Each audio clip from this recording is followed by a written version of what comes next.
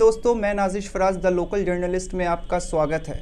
The local journalist की team अभी आ पहुंची है ग्रीश पार्क के इलाके में कोलकाता म्युनिसिपल कॉरपोरेशन इलेक्शन से जुड़ी खबरों के साथ, और हमारे साथ अभी मौजूद हैं नाजिया इलाही खान जी, जो कि बीजेपी पार्टी की माइनॉरिटी सेल के नेशनल लीडर। उनके पास हम लोग आ पहुंचे हैं कोलकाता म्युनिसिपल कॉरपोरेशन इलेक्शन से जुड़ी बातें करने के लिए कि जिस तरह से बीजेपी पार्टी कह रही है कि कोलकाता म्युनिसिपल कॉरपोरेशन इलेक्शन में वो सारी सीटों पे जीत करके सामने आएगी और जो स्टेट गवर्नमेंट है वो बाहर का रास्ता देखने वाली है। इससे जुड़ी बातें करेंगे। नाजिया इलाही खान जी हमारे साथ मौजूद हैं, उनसे हम लोग जानने की कोशिश करते हैं। सबसे पहले मैम, आपका बहुत बहुत स्वागत है द लोकल जर्नलिस्ट के चैनल पे। आपसे ये जानना चाहेंगे मैम कि म्युनिसिपल कॉरपोरेशन इलेक्शन जो अभी चल रहा है, इसको लेके आपका क्या व्यू है? जो इस तरह के दावे बीजेपी पार्टी कर रही है कि वो टीएमसी को उड़ा के फेंक देंगी और सारी सीटें उनके ही पक्ष में आने वाली है, इस पे आप क्या कहेंगी मैम? सबसे पहले तो मैं आपके चैनल को मैं शुक्रिया अदा करना चाहूँगी कि उन्होंने मुझे अपॉर्चुनिटी दी कि मैं अपनी राय रख सकूँ। देखिए, भारतीय जनता पार्टी को एक्चुअली में 2017, 18 और 19 में जनता ने बहुत प्यार दिया था, बहुत मोहब्बत दी थी, और 2019 में उसका डिसीजन जनता ने दिखाया कि हमारी 18 सीटें आई थी पार्लियामेंट में, लोकसभा इलेक्शन में। उसके बाद जिस तरह से भारतीय जनता पार्टी में एक गुटबाजी चलने लगी, एक सौदेबाजी चलने लगी, लोगों के इमोशन को हर्ट किया जाने लगा, जो लोग डिज़र्विंग लोग हैं उनको कहीं धक्का देकर पीछे छोड़ दिया गया, और पैसे के चक्कर में और पपेट बनाने के चक्कर में जिस तरह से लोगों का मिसयूज़ किया गया, जिस तरह से भारतीय जनता पार्टी मुसलमानों से बेइंतहा नफरत करती है, और जो देखा जा रहा है उनके नेचर से, उनके हैबिट से, उनके एटीट्यूड से, उनके बिहेवियर से, तो मुझे ऐसा लगता है कि ये सब खोखली बातें हैं कि वो पूरा उड़ाकर क्वासी गवर्नमेंट पूरा कॉरपोरेशन का बोर्ड को उड़ाकर फेंक देगी और उनकी बोर्ड बन जाएगी। अगर उनको एक्चुअली में बोर्ड बनाना था, एक्चुअली में विधानसभा में अपने सारे कैंडिडेट्स को जिताना था, तो वो कभी श्रावंती को टिकट नहीं देते, वो कभी ऐसे लोगों को टिकट नहीं देते जो एक्चुअली में दे आर नथिंग, जिनको पॉलिटिक्स का पी भी नहीं पता है। तो आज जिन लोगों को, जनता को अट्रैक्ट करने के लिए, भीड़ लगाने के लिए जिन जिन लोगों को वो उठा करके लेकर आए थे, आज वही भारतीय जनता पार्टी को बदनाम कर रहे हैं, आज वही भारतीय जनता पार्टी के मुंह पर थूक कर जा रहे हैं और ट्वीट करते हैं कि ये गलत हुआ। तो मुझे ऐसा लगता है कि इस बार भी ऐसा ही कुछ होने वाला है। जितने भी डिजर्विंग कैंडिडेट्स थे उनको बिल्कुल नहीं मिला है। जिस तरह से क्रिमिनल्स को शेल्टर मिल रहा है भारतीय जनता पार्टी में, वो बहुत गलत हो रहा है, और जनता बेवकूफ़ नहीं। I have a question for you, ma'am. Like, you are still associated with BJP party and you are national leader of that minority cell. So why didn't you choose contesting this election in a KMC election? अब mobile accessories को लेकर नहीं होगी कोई भी trouble, क्योंकि UNI की हर product है बिल्कुल अफोर्डेबल। खरीदिए मोबाइल फोन कवर्स, नेक बैंड्स, ब्लूटूथ स्पीकर्स, चार्जर्स और पावर बैंक जैसी ढेर सारी एक्सेसरीज सिर्फ और सिर्फ UNI की। UNI, born to win, India की ब्रांड, इंडिया के लिए। मैंने पहले ही कह दिया था कि अगर भारतीय जनता पार्टी मुझे चूज करती भी है तो भी मुझे पार्टिसिपेट नहीं करना है, क्योंकि मैं अपने इस्लाम से बहुत मोहब्बत करती हूँ, अपने मुसलमान होने पर मुझे बहुत फ़ख्र है, और जिस तरह से उन लोगों को मेरे सलाम करने पर, मेरे जो मैं अपनी स्पीच स्टार्ट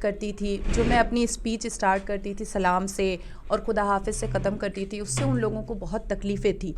तो वो तकलीफ़ें बहुत कुछ सामने आया, और जिस तरह से वो लोग क्रिमिनल्स को शेल्टर देते हैं, जिस तरह से वो लोग क्रिमिनल्स को एक हिडन आर्मी बना करके लोगों के पीछे लगाते हैं, वो सब एक्टिविटीज़ मुझे पसंद नहीं हैं। तो ऐसा लोगों को लग रहा है कि मैं भारतीय जनता पार्टी के अगेंस्ट में जहर उगल रही हूँ, लेकिन फैक्ट ये है कि मैं हूँ या रूपा गांगुली हैं या तथागत रॉय हैं, हम बंगाल में भारतीय जनता पार्टी को सेव करना चाह रहे हैं। भारतीय जनता पार्टी को बर्बाद करने में जो 5-6 लोगों का हाथ है, उनके हाथ से निकालना चाहिए। आज कैलाश विजयवर्गीय के ऊपर बलात्कार का केस है, आप सोचिए कि वो बंगाल के ऑब्जर्वर फिर से चुन लिए गए क्या इफ़ेक्ट पड़ रहा होगा। हज़ारों महिलाएं मेरे साथ, उन्होंने भारतीय जनता पार्टी ज्वाइन किया था, आज तो वो मुझसे पूछ रही हैं कि जो ऑब्जर्वर है वही बलात्कार के केस में है, और जो विक्टिम है उसने ये एलिगेशन लगाया है कि 39 टाइम्स उन्होंने बलात्कार किया है उस औरत का। सुप्रीम कोर्ट ने वो मैटर देखने से इनकार कर दिया, वो पूरा मैटर हाई कोर्ट में। तो भारतीय जनता पार्टी की नींव ही अगर खराब है तो उसका जो छत होगा वो कितना कमज़ोर होगा। तो बेसिकली हम भारतीय जनता पार्टी को अभी भी सेव करने की कोशिश कर रहे हैं, और मैं कंप्लीटली अग्री करती हूँ, जितना भी ट्वीट तथागत रॉय जी ने किया है वो सब बिल्कुल सही है। और मैंने अपनी मर्जी से, अपने will say, Bharatiya Janata party से, भारतीय जनता मजदूर सेल से मुझे जितने भी नेशनल पोस्ट मिले थे मैंने सबको क्विट किया अपनी मर्जी से, क्योंकि मैं इस क्राइम में पार्टिसिपेट नहीं कर सकती हूँ। आप सोचिए कि कॉरपोरेशन इलेक्शन में कामिनी तिवारी को टिकट दिया गया है, गोपाल तिवारी की वाइफ कामिनी तिवारी को टिकट दिया गया है, गोपाल तिवारी जिनकी आधी से ज़्यादा जिंदगी जेल में गुजरी है। तो ऐसे लोगों को टिकट दिया जा रहा है जो पढ़े लिखे नहीं है, जिनकी कैपेबिलिटी नहीं है, जिनकी कैपेसिटी नहीं है, उन लोगों को टिकट दिया जा रहा है। विधानसभा में भी वही हुआ। तो मुझे नहीं लगता है कि मुझे पार्टिसिपेट करने की ज़रूरत थी। वैसे मैम, केएमसी इलेक्शन से रिलेटेड आपको क्या लगता है, जो बयान आ रहे हैं बीजेपी की तरफ से, आपका अपना क्या व्यू है, किस तरफ ये पक्ष जा रहा है इस बार इलेक्शन में? देखिए, जितनी भी बयानबाजी वो लोग करते हैं वो उनके अगेंस्ट में ही हो जाता है, क्योंकि बयानबाजी करने से पहले हम लोगों ने बचपन में एक चीज़ पढ़ी है, या हमारे दादी नानी ने सिखाया है कि पहले तोलो तब बोलो। हमेशा पहले तोलना चाहिए तब बोलना चाहिए। प्रॉब्लम ये है कि भारतीय जनता पार्टी में लोग क्रिटिसिज्म में ज़्यादा जाते हैं, ऑप्टिमिज्म में बहुत कम जाते हैं, हुज्जत में बहुत ज़्यादा जाते हैं, इज्जत में बहुत कम जाते हैं। तो यहाँ पर कौन क्या कर रहा है उसकी गॉसिप में उनको ज़्यादा मन लगा रहता है, हमें क्या करना चाहिए उसमें मन नहीं लगा रहता है। आप सोचिए कि धीरे धीरे विधानसभा 77 सीटें लाने के बावजूद भी सब धीरे धीरे चले जा रहे हैं तृणमूल कांग्रेस में। तूफान की तरह आए थे और ज्वार भाटा की तरह सब वापस जा रहे हैं। तो भारतीय जनता पार्टी को एक अकेला शुभेंदु अधिकारी तो नहीं संभाल सकते हैं ना, नहीं संभाल सकते हैं, क्योंकि दिलीप घोष को मच्छी पकड़ना है, अब मच्छी पकड़ाएगी नहीं। कैलाश विजयवर्गीय रेप के केस में है, वो बंगाल आएंगे नहीं। अमित मालविया पता नहीं क्या करते हैं, वो तो जैसे लगता है कि कॉर्पोरेट ऑफिस में काम करते हैं, वो कोई किसी पॉलिटिकल पार्टी में काम नहीं करते हैं। तो ये जो ग्रुपिज्म है इसको तोड़ने की ज़रूरत है। आज जिन्होंने मार खाया, लाठी खाई, धरने पे बैठे, जेल गए, वो नज़र नहीं आ रहे हैं। कितने भारतीय जनता पार्टी कार्यकर्ताओं का मर्डर हुआ, आज उनका तो एक भी जजमेंट सामने नहीं आता है। अगर आप इतने स्ट्रॉन्ग हैं तो आप जजमेंट सामने लाइए ना, आप सिर्फ एलिगेशन क्यों लगा रहे हैं? हम पिछले 10 साल से सुन रहे हैं कि कोयला स्कैम हो रहा है, कहाँ है judgement? Narada Saradha chit fund हो रहा है, कहाँ है जजमेंट? जजमेंट तो दिखाइए ना, तब ना पब्लिक बिलीव करेगी आपकी बातों पे। एलिगेशन तो कोई भी किसी पर लगा सकता है और 20-22 दिन के लिए किसी को भी कोई अंदर कर सकता है, लेकिन जजमेंट लाना बहुत ज़रूरी है ना। तो ये सारी बातें भारतीय जनता पार्टी, जो बंगाल में जो लोग हैं, गुटबाजी जो चल रही है, ये सिर्फ और सिर्फ हवा है। 10 सीटें भी लाना मुश्किल है, 10 सीटें भी मैं तो यही कहूँगी कि आप मेरा नाम चेंज कर दीजिएगा अगर 10 से ऊपर सीटें कॉर्पोरेशन में आ गई भारतीय जनता पार्टी की तो। और मैम, आपको क्या लगता है कि जो स्टेट गवर्नमेंट है उनको और क्या चीज़ें करनी चाहिए जिससे वेस्ट बंगाल में हेल्थ, एजुकेशन और दीगर जो चीज़ें हैं जिनको फिक्स करना चाहिए वो पूरी कर पाएँ? सरकार की तरफ से क्या कमियां दिखती हैं जो आपके नज़र में आपको महसूस होती हैं? कमियां तो दिखती हैं। देखिए, मैं बहुत स्ट्रेट फॉरवर्ड हूँ, मुझे डर नाम की कोई चीज़ नहीं है। हालांकि मेरे बेटे को बहुत टारगेट किया गया है, भारतीय जनता पार्टी के क्रिमिनल हिडन आर्मी ने मेरे बेटे को बहुत टारगेट किया है, लेकिन फिर भी मैं ये कहूँगी कि माइनॉरिटी एरिया में काम करने की बहुत ज़रूरत है। खिदरपुर है, नादियाल है, गार्डन रीच है, आपका मटिया बुरूज है, आपका बेग बगान है, बिस्तीपाड़ा है, केला बगान है, बेलगछिया है, राजा बाज़ार है। तो जितने भी माइनॉरिटीज़ के एरिया है उसको हर हाल में डेवलप करने की, उसको हर हाल में हाइजीन करने की बहुत ज़्यादा ज़रूरत है। And the second thing is कि मुझे बहुत अच्छा लगेगा कि इस बार जो कॉरपोरेशन में तृणमूल कांग्रेस सरकार की बोर्ड बने, उसमें एडुकेशन अवेयरनेस का बोर्ड में एक ऐसा कुछ मतलब अमेंडमेंट निकल जाए या कुछ ऐसा फिक्स कर दिया जाए कि एडुकेशन अवेयरनेस हम देंगे ही देंगे। ये हमारे बोर्ड की एक ड्यूटी है कि हमको एडुकेशन अवेयरनेस देना है, स्पेशली इन माइनॉरिटीज एरिया। नहीं, हर किसी को। आप बहुत ग्रामीण एरिया में जाइए तो आपको बहुत सारे बंगालीज बच्चे भी नहीं पढ़े हुए मिलते, वो भी लेबर करते हैं, कोई रस्सी बनाते हैं तो कोई कुछ करते हैं। तो और माइनॉरिटीज़ में तो खैर हम गूगल में सर्च कीजिए तो हम दलित से भी पीछे हैं एडुकेशन में। तो बेसिकली मुझे ऐसा लगता है कि एडुकेशन की बहुत ज़रूरत है, और जैसे जैसे एडुकेशन बढ़ेगा वैसे वैसे क्राइम घटेगा, ये मेरा मानना है। थर्ड थिंग इज़ कि बहुत ज़्यादा वाटर ड्रेनेज प्रॉब्लम है, पानी बहुत जाम हो जाता है। आप तो पोर्ट इलाके में जा ही नहीं सकते हैं, जब बारिश होगी तो आप गली कूचों में एंटर ही नहीं कर सकते। नॉट इवन दैट, आप यहाँ मेन सेंट्रल एरिया जो हम लोगों का है, आप मेडिकल हॉस्पिटल के पास जा नहीं पाएंगे अगर 2 दिन बारिश हो गई। 2 दिन तो बहुत दूर की बात है, अगर 4 घंटे जम के बारिश हो जाती है तो इंसान के मूवमेंट बंद हो जाते हैं। तो गरीबों पे बहुत इफेक्ट पड़ता है। जिनके पास पैसा है वो तो बहुत आराम से 2 दिन 4 दिन अपना चला लेते हैं, लेकिन जो रोज़ खाते हैं, रोज़ कमाते हैं, उनको बहुत इफेक्ट पड़ता है। तो मैं ये चाहूँगी कि अगर बोर्ड बनती है फिर से दोबारा तो ये काम करना चाहिए। मैम, बीजेपी ने अभी मैनिफेस्टो अपना जो लॉन्च किया है उसमें लिखा है कि बंगाल को जीतना है, इस तरह का। You must aware of that, I hope so. आपका क्या कहना है इस बारे में मैम? देखिए, कहा तो उन्होंने ये भी था कि बस हमारी तो सरकार बन रही है 2021 में, और मैंने भी स्पीच में कह दिया था कि भाई विधानसभा असेंबली को तो मैं ऑरेंज कलर से रंगवा दूंगी, लेकिन अपार्ट ऑफ एवरीथिंग जितने भी रिपोर्टर्स हैं, मैंने उनसे ये भी कहा था कि जो सिनेरियो कैंडिडेट का नाम देखने के बाद मैंने ये क्लियर कर दिया था कि 80 से ऊपर सीटें भारी हैं। 80 भी आ जाए तो इन लोगों को नारियल फोड़ना पड़ेगा कालीघाट में जा कर के।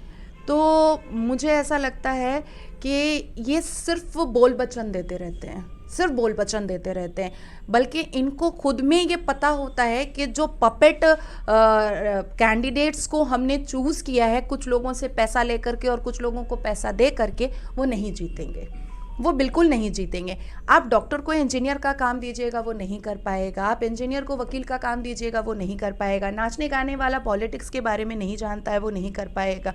तो जिनका जो प्लेटफॉर्म है, जो जिस चीज़ में बहुत कंफर्टेबल हैं और प्रो हैं, उनको वही काम करने देना चाहिए। तो दिस इज़ जस्ट अ बोल बचन। वेल मैम, लास्ट क्वेश्चन आपसे करूंगा। वैसे आप सोशली काफ़ी एक्टिव रहती हैं, पॉलिटिकली भी आप काफ़ी एक्टिव रही हैं, और सोशल मीडिया पे हमेशा आपके चर्चे आते रहे हैं, रिसेंट में भी, और काफ़ी आप ये कहते हैं। आपके फैंस ने क्या आपसे कभी कहा कि आप क्यों नहीं ये सिलेक्शन में लड़ रही हैं, आपको इसकी ज़रूरत महसूस अभी आपने कहा नहीं हुई, लेकिन फिर भी क्या कभी आपसे किसी ने पूछा इस बारे में, और आपको निजी तौर पे ऐसा लगा कि आपको ये लड़ना चाहिए था इलेक्शन? देखिए, सोशल मीडिया को मैं पहले बहुत इम्पोर्टेंस देती थी, टू बी वेरी फ्रैंक, क्योंकि मैं बहुत मुँह फट हूँ। मैं सोशल मीडिया को पहले बहुत इम्पोर्टेंस देती थी, लेकिन जब से ये फेक आईडी का सिलसिला स्टार्ट हुआ है और people are like hide their self behind a curtain to abuse others, to criticize others. सिर्फ वो फेक आईडी बनाते हैं ताकि वो दूसरों को क्रिटिसाइज़ करें। तो नथिंग इज़ चेंज। पहले जब मैं भारतीय जनता पार्टी के लिए बहुत फेवर में बोलती थी, ठीक है वो जितनी भी गलत है मुझे फेवर में ही बोलना है, तब मुसलमान गालियाँ देते थे गंदी गंदी। अब जब क्योंकि मैं भारतीय जनता पार्टी का सारा पोल पट्टा खोल रही हूँ तो हिंदू गाली दे रहे हैं मुझे। तो मैं पर्टिकुलरली सोशल मीडिया के जितने भी कमेंट्स आते हैं उसको मैं सीरियस नहीं लेती हूँ। हाँ, मेरे अपनों ने मुझे बहुत इस बार कहा है, जो मेरे बहुत नज़दीक हैं, जैसे आप हैं और भी बहुत सारे लोग हैं, उन लोगों ने मुझसे ज़रूर बोला कि आपको भी फाइट करना चाहिए। तो इलेक्शन, आई थिंक कि election is not my cup of T. I am a good speaker, that I know that very well. मैं डिबेट अच्छा कर लेती हूँ, that I also know that very well. But election मैंने 2010 में corporation election बहुत कम as में लड़ा था, तो वो एक्सपीरियंस हो गया, दैट्स इट। लेकिन आगे इंशाल्लाह वल रहमान मेरी ज़िंदगी में बस एक ही ख्वाहिश है कि मैं एक लोकसभा इलेक्शन फ़ाइट करूं, बस उसी की तैयारी करूंगी और कोई इलेक्शन नहीं।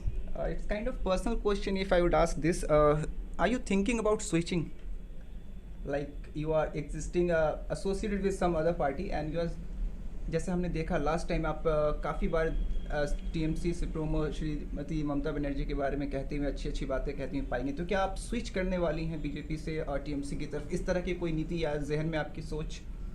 देखिए, मैं आपको अभी जब आप एंटर किए थे तब भी मैंने आपसे कहा कि कुछ ऐसे लोग होते हैं जो काउंसलर के साथ घूम करके भी खुद को नेता समझते हैं। मैंने 12 साल पॉलिटिक्स में अपना जीवन दिया, लेकिन मैं आज भी खुद को नेता नहीं समझती हूँ।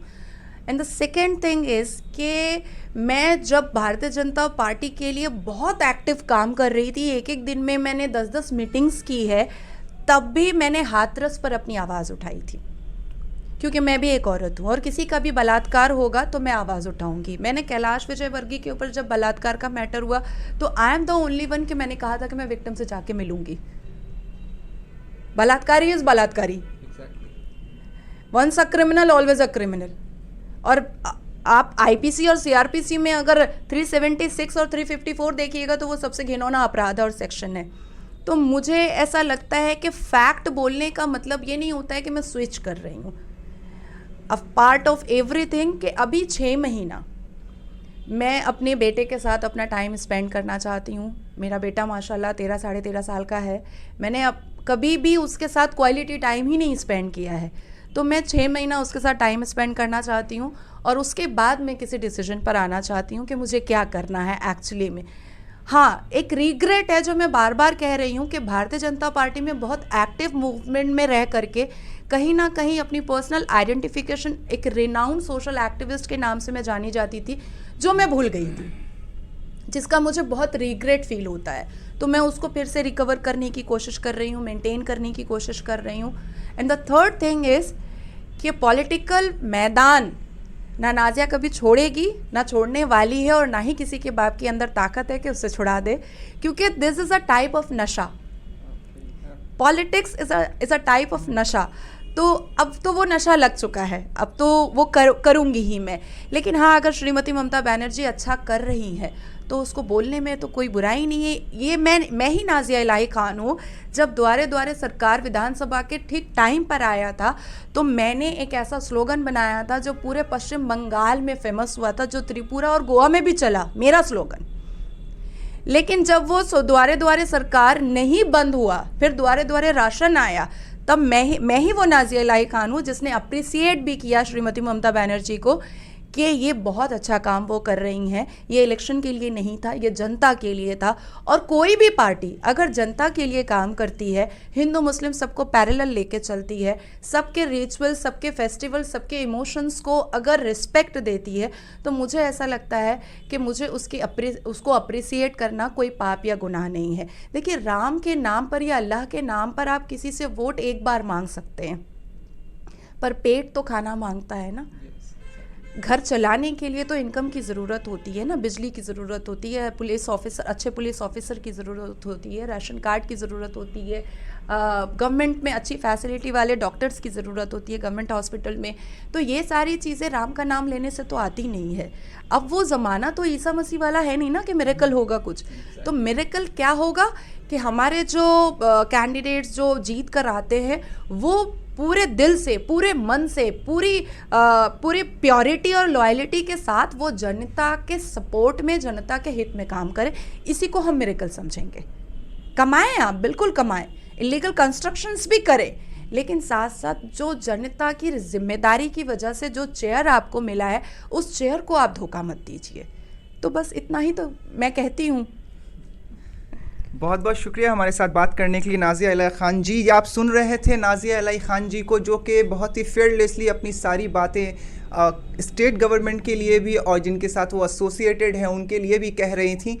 आगे भी द लोकल जर्नलिस्ट की टीम आपके साथ जुड़ेगी और केएमसी इलेक्शन से जुड़ी जानकारी आप तक पहुंचाती रहेगी। फिलहाल के लिए नाजिश फराज को दे इजाज़त और देखते रहें द लोकल जर्नलिस्ट। धन्यवाद।